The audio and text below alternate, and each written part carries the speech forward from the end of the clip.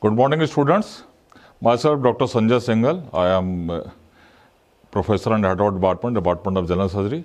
And today we will discuss about the most important topic of general surgery and about our life also. This is stomach. जैसे अपन कहते हैं कि पेट जो है वो सबसे इम्पोर्टेंट चीज़ है और पेट के थ्रू ही सारी बीमारियां जो शरीर की हैं वो आती हैं और जाती हैं. तो let's start with the new topic about the stomach. In this topic, we will cover from the basic anatomy, physiology of acid secretions, its arterial supply, venous drainage, nervous supply, etc. All these things, and then we will come to the benign disease of the stomach, peptic ulcer disease, acid peptic disease. Now the benign tumor of the stomach, and finally the CA stomach or carcinoma of the stomach, and various surgeries also. So we will try to conclude, and we will start. So stomach, as I said, it's the most important topic for examination point of view also. You will get many questions from stomach, full question or maybe a short note in the coming examination. Anatomy, as I told you, it's very important in every patient of surgery or in every class or in every topic of surgery. The mainstay is anatomy. If you know the anatomy, where the structure lies, what is the relation of that, what is the blood supply, what is the nerve supply, what is the venous supply of any organ, then it is very easy to understand the topic, and when it is easy to operate the topic or to do the surgery, anatomy is must. So, stomach lies obliquely in the upper part of the left abdomen and occupying the epigastric, umbilical and the left hypochondriac region. You know all the 9 regions of abdomen, you must know it. 4 parts, stomach has 4 parts. One is cardia, upper end of stomach, below the GE junction. Second is fundus, third is body. Antrum did form almost 25% of the stomach, and finally the pylorus. And pylorus also divided into the pylorus and the pyloric canal. So part distal to the antrum and before the pyloric opening is called as the pyloric canal. Posterior relation, as it is very important, and this is the reflected part of stomach. And after dividing the gastrocolic ligament, we have reflected the stomach to see the posterior relation. So what is the most common structure? Posterior to the stomach, that is very important, is pancreas. Then the transverse colon, lesser mental space, or this is also called a lesser sac, we called it. And greater sac is peritoneal cavity, and the structure behind the stomach, if we divide the gastrocolic ligament, so this is called as the lesser sac. The fundus is about the left dome of diaphragm, as you see in this X-ray. Just below the diaphragm, you see a gastric bubble and an air shadow, and this is due to the stomach. This is the fundus of the stomach. Body, as it passes downwards and to the right across the supracolic compartment of the peritoneal cavity. Pylorus, I have already told you, pylorus is divided again into 2 parts. Distal to the antrum, it is called as the pyloric canal, and last में pyloric opening that differentiate from the stomach to the duodenum, first part of duodenum. Arterial supply of stomach is very important. Why important? Because stomach is very high in blood supply, very rich in blood supply. Why it is very rich? Because there are so many arteries that supply the stomach, first thing. There are so many arcade made, anastomosis made around the stomach. That is very important. And most important, the arterial supply of the stomach arises from the celiac plexus or celiac trunk directly. So, and celiac trunk is a branch of aorta. So, it's almost the direct branches from the aorta that supply the stomach. So, it is very rich in blood supply. So, if one want to operate the patient, one should know exactly the arterial supply of the stomach, so from where the blood supply comes and from where the venous drainage is going on. The main arteries of the stomach, gastroduodenal artery, these all are the branches of the celiac trunk. As you can see here, this is the celiac axis, celiac trunk is celiac trunk says there are so many branches. It's the right gastric, left gastric, or gastroduodenal artery that supply the greater curvature of the branch or branches of the greater omentum also. So if we divide, we have to see if we want to do a partial gastrectomy or total gastrectomy, and we are doing it in the sleeve gastrectomy for bariatric surgery. So one should know about the course of the gastroduodenal artery before dividing the stomach. As with the arterial supply, most of these in most of the structures. Venous drainage is almost same as the arterial supply of the. So right gastroepiphytic vein, inferior mesenteric vein is formed below the stomach, behind the stomach, and mesenteric vein forms with the portal vein. Splenic vein and mesenteric vein form joint to form the portal vein, portal system, and that goes into the liver. Innervation, left anterior and right posterior branches. Most important supply is vagus. Right vagus and left vagus both lies near the esophagus. So one has to be very careful while dissecting near the esophagus. Sympathetic is T5 to T10 and intrinsic mesenteric plexus or the submucosal plexus. Lymphatic station, very important, because malignancy of stomach is very known entity. It is very common, and it has a very not good prognosis also. So one has to be very careful while operating the stomach, and one should know the exact drainage area of which part of the stomach drain into the which group of lymph nodes. This is very important. So we divide stomach into the 4 parts, the upper part and upper and middle part lymphatic drainage go into the superior gastric group of lymph nodes. As the name suggests, lower part goes into the suprapyloric. Suprapyloric means above the pylorus is suprapyloric. Below the pylorus, it is called as the inferior pyloric. It is very easy to remember. And parapancreatoduodenal group of or pancreatorenal kidney or stomach के बीच में जो lymph nodes हैं, these are called as a pancreatorenal group of lymph nodes. These are the 10 stations, and this is very important when we will discuss about the carcinoma of stomach, है ना. तो किस group of lymph nodes को अपने को exercise करना है और किस ग्रुप ऑफ lymph nodes को अपने को प्रिजर्व करना है और कौन कौन से स्टेशंस हैं. These are the basically stations. So there are 10 stations. One is right paracardial, second is left paracardial, third is near lesser curvature, fourth is near greater curvature. Then again, as I have already told you, suprapyloric, infrapyloric, left gastric, common hepatic, along the celiac artery, splenic hilum, splenic artery, hepatoduodenal ligament, posterior to the pancreatic head and superior mesenteric vessel, middle colic vessel, and the para-aortic group of lymphatic stations are there. So there are total 16 stations where the lymphatic drainage of the stomach goes. Histology of stomach, as you all know. Peptic ulcer. This is a very common disease in surgical practice, as in the medical practice or the general practice. Every third patient which comes to doctor to see any disease regarding the stomach, that comes with the acid peptic disease. Acid peptic disease or peptic ulcer, और जिसको अपन भाषा में कहते हैं कि gastritis हो गई, gas की बीमारी है, एसिड की बीमारी है, एसिड रिफ्लक्स है. This all are different disease, है ना, but they all come under the heading of the acid peptic disease, है ना. तो what is peptic ulcer, what is duodenal ulcer, what is gastritis or enteritis, we will discuss it. But basically अपने पास जो भी patient आता है, doctor साहब, है ना, बहुत कॉमन है, आप भी देखते होंगे घर में भी, डॉक्टर गैस की बीमारी है, पेट की बीमारी है, पेट के अंदर अल्सर हो गया है ना. तो अल्सर का है, खट्टा बनता है, डकार आते हैं, ब्लीडिंग होती है, खून आता है, खाना खाने के बाद मन नहीं लगता है, खाना खाते ही पेट में दर्द होता है, खाना नहीं खाते हैं तो पेट में दर्द होता है, खाना खाने के 2 घंटे. तो these are so many complaint that patient comes to you, है ना. These all will cover peptic. तो what is peptic ulcer? Basically if there is a peptic ulcer the focal defect in the gastric or duodenal mucosa, peptic ulcer may be into the stomach or may be into the duodenum, that extend into the submucosa or deeper. If it is in the submucosa, then it is ulcer. If it goes into the musculus mucosa and pierces the serosa, then these peptic ulcer may perforate, and patient may comes with the peritonitis, perforation peritonitis.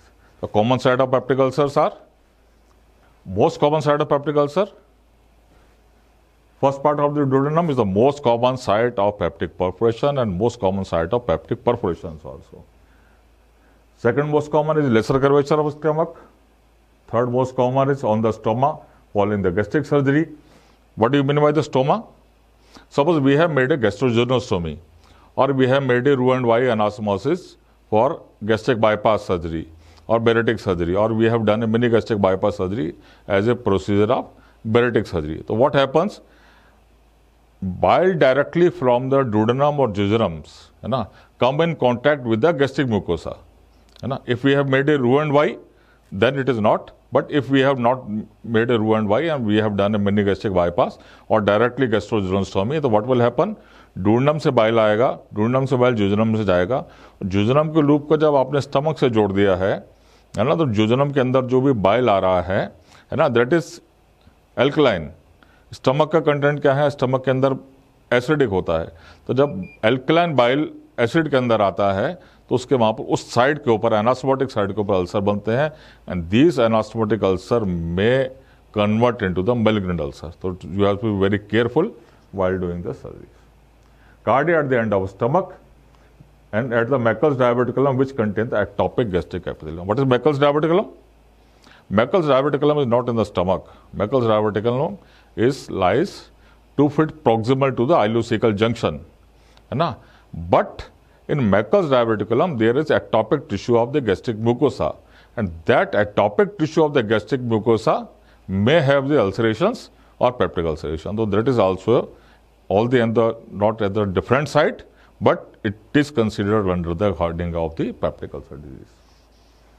Balance between aggressive and defensive factor. क्यों होगा ulcer? क्या होता है? हमेशा एक mucosal defence mechanism है body के अंदर, है ना. एसिडिक वो रहता है, एसिडिक के बाद में जब डुओडेनम के बाद में वहाँ पर एल्कलाइन मीडियम चेंज हो जाता है, तो उसके हिसाब से. पर जहाँ पर भी जो डिफेंस मैकेनिज्म आपका बॉडी के अंदर हर चीज़ के ऊपर, हर लेवल के ऊपर एक डिफेंस मैकेनिज्म है. तो जैसे ही वो डिफेंस मैकेनिज्म किसी भी वजह से ब्रेक होता है, either due to any drug or due to any stress or due to the lack of blood supply or anything else or any trauma or even after surgery, then the ulcerations starts. The aggression, acid, what are the basic causes? Acid, peptin, NSAID is very common.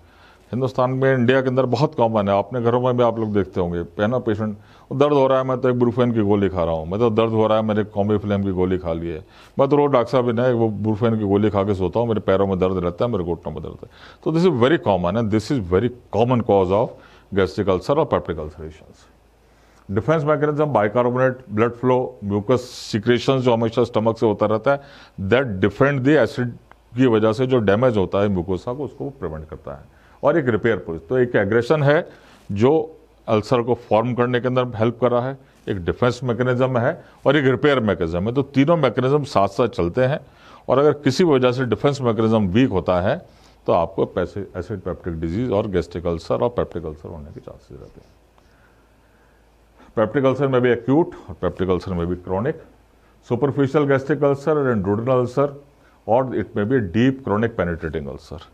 और deep chronic penetrating ulcer जो होते हैं, अगर वो ज़्यादा penetrate करते हैं, muscle layer को इन्वेट करके सिरोसा तक जाते हैं, देन इट में परफोरेट एंड पेशेंट में come with perforation peritonitis. Acute stress ulcer, ये भी बड़े कॉमन, आपने देखा होगा साहब. टेंशन रहती है, टेंशन की वजह से पेट में दर्द होता है, स्ट्रेस रहता है. And stress is not only mental stress, है ना, फिजिकल स्ट्रेस है. You are doing lot of exercise, तो what happen, the blood flow diverted from the GI mucosa or gastrointestinal tract to the affected part, or to the heart, or to the brain, or to the muscle mass, है ना. Then again, even after the burn, है ना, if suddenly burn, so these are the stress ulcer that can form. Ulcer can both perforate, as I already told you, if it is deepened, deep chronic ulcers हैं, अगर वो muscle layer को और serosa को invert करके, तो सबसे पहले म्यूकोसा, सब म्यूकोसा, मसल एंड सिरोसा अगर सबको इन्वर्ट कर लेते हैं अल्सर, देन इट में bleed or it may perforate and patient may comes with either bleeding in the GI tract or hematemesis, or patient may present with the perforation peritonitis. Now, what is basic difference between gastric ulcer and duodenal ulcer? जैसे मैंने आपको बताया कि जब patient आता है तो हमेशा क्या है कि हम लोग उसके ऊपर गैस की बीमारी है, डॉक्टर साहब गैस की तकलीफ होती है, मैं तो उसके अंदर ये दवाई लेता हूँ और मैं तो सब गैस की गोली लेता हूँ, और या मैं तो उसको पीने का सिरप पी लेता हूँ उसके अंदर. But one should know what is different between the gastric ulcer and the duodenal ulcer. और ये बिल्कुल आप सिम्टम से, क्लिनिकल सिम्टम से, without doing any invasive procedure, you can easily determine whether this is a gastric ulcer और stomach ulcer और it is a duodenal ulcer. What are the basic differences? Pain, burning, spasmodic, pricking nature radiate to the back in case of deep ulcers. तो pen जो होता है हमेशा आपके epigastric reason के अंदर होता है, बढ़ने का और स्पास्मोटिक टाइम का पेन होता है। डूडेनल अल्सर में what will happen, duodenal ulcer के अंदर pain will start 3 to 4 hour after the meal. तो स्टमक का जो पेन होता है वो हमेशा एम्प्टी स्टमक है ना, जैसे ही खाना खाते हैं तो खाना खाने के बाद पेशेंट कहता है जब खाना खाया और खाना खाते डॉक्टर साहब 15 मिनट के बाद में मेरे तो पेट में दर्द शुरू होगा, तो दिस इज गैस्ट्रिक अल्सर। और अगर पेशेंट कहता है डॉक्टर साहब खाना खाता हूँ पहले तो पेट में बल्कि हल्का हल्का दर्द रहता है, खाना खाता हूँ तो 2-3 घंटे तो ठीक रहता है, 3-4 घंटे बाद जो है एकदम से बहुत तेज पेन होता है। अगर पेशेंट ये कंप्लेंट करता है कि 3 या 4 घंटे के बाद में पेन होता है, जब फूड और एसिड मीडियम में एसिड जो है वो डूडेनम तक पहुंचता है, gastric empty time, you all know about the gastric empty time. तो स्टमक से जब फूड और एसिड सीक्रेशन जब डूडेनम में पहुंचता है, देन इट स्टार्टिंग पेन। तो if pain starts after 3 to 4 hours of taking meal, then it goes in favour of duodenal ulcer. और अगर तुरंत खाना खाते ही पेशेंट की कंप्लेंट आती है कि साहब मैं तो खाना खाते ही पेट में दर्द होता है, तो ये गैस्ट्रिक अल्सर है। Pain starts immediately after intake of food due to irritation by acid, I have already told you.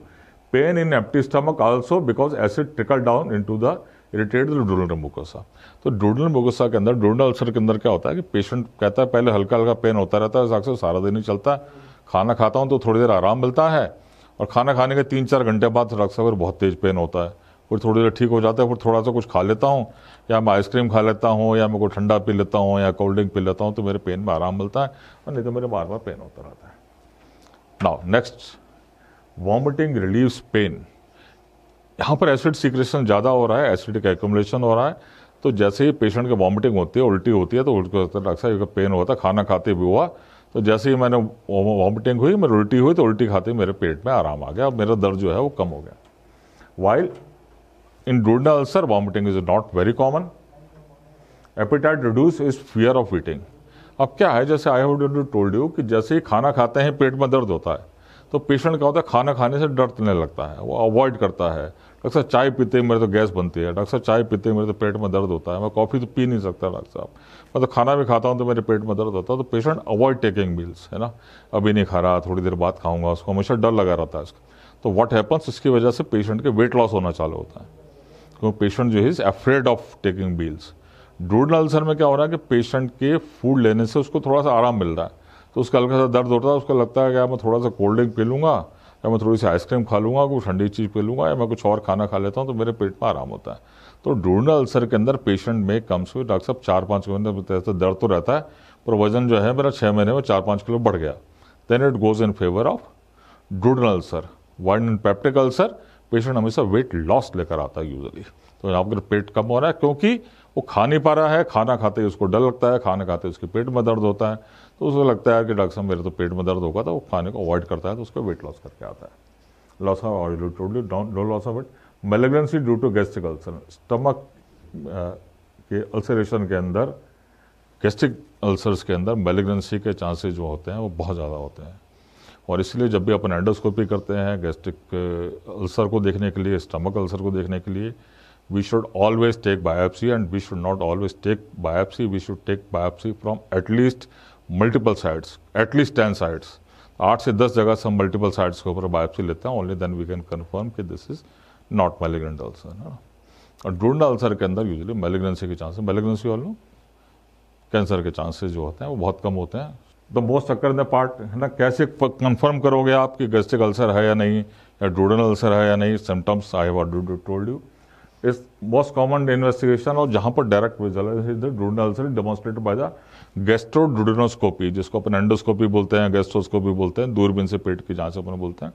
तो उसके अंदर क्या होता है कि जैसे ही अपन उसमें, why it is very important, है ना, and why it is most common investigation and why it is most reliable investigation, because यहाँ पर डायरेक्ट विजुअलाइजेशन हो रहा है। आप स्टमक के अंदर जा रहे हो, आजकल तो वीडियो मॉनिटर्स आने लग गए, आपको वीडियो के ऊपर और टीवी के ऊपर बिल्कुल क्लियरली दिखाई देता है कि गैस्ट्रिक अल्सरेशंस हैं, यहाँ पर रेडनेस हो रही है, यहाँ पर हाइपरेमिया है, यहाँ पर कंजेशन है, यहाँ पर अल्सर क्रेटा बना हुआ है, ये ब्लीड कर रहा है, या इसके ऊपर स्लफ जमा हुआ है, स्लफ है तो उसके अंदर नॉन हीलिंग है, या ग्रेनुलेशन टिश्यू आ रहा है तो हीलिंग है, और you can easily go up to the duodenum. तो सेकंड पार्ट है, थर्ड पार्ट है, आपका जब एंडोस्कोप जाने लगता है तो आप you can easily diagnose whether this is the stomach ulcer और गैस्ट्रिक अल्सर और इट इज डूडेनल अल्सर।